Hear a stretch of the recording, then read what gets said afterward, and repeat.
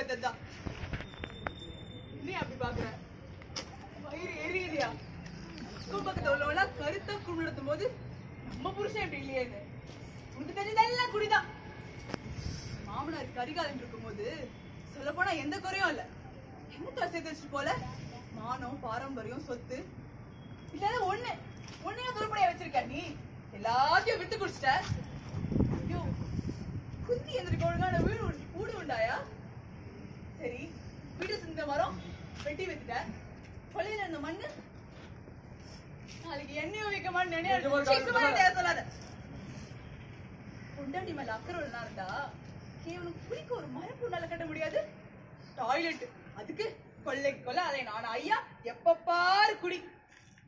அதுக்கு மட்டும் எங்க இருந்தா வருதோ காசு கேட்டா விக்கிறது சொல்லி 4 இடத்துல டைலாக் போடு. யோ நீ ஒழுங்கா இருந்தா நான் இங்க வர போற. இப்ப கத்தி கூப்பாடு போற என்ன?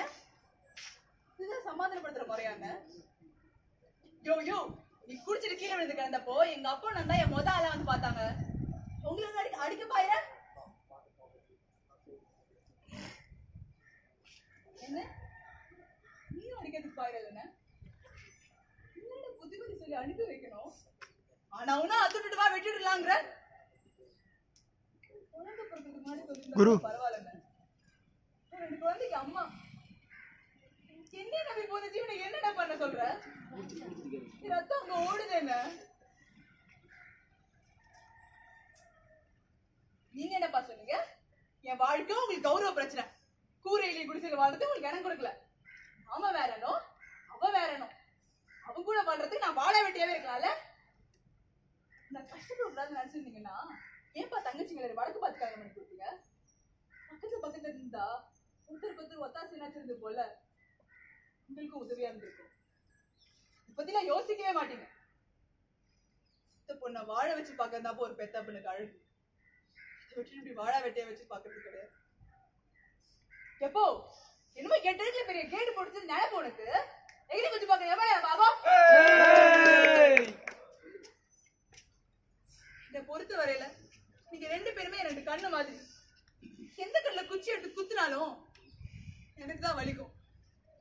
அப்படி இருக்கும்போது என்னையே காரணம் வச்சு கண்ணு முன்னாடி அடிச்சுக்கிட்டீங்கன்னா ஒரு தாயா ஒரு பொண்ணா மனசு அணிஞ்சிட்டீங்கன்னா வலி உங்களுக்கு புரியும்.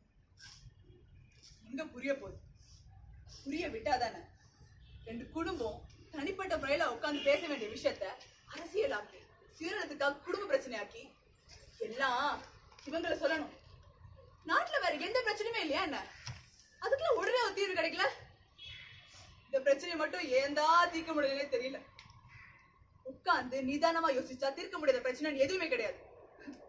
யாரும் நம்மள உட்கார விடுறது இல்ல, நிதானமா யோசிக்கவும் விடுறது இல்ல. தோ இவங்க 2 கூட்ட தேவை மானிங்கிட்ட போட்டு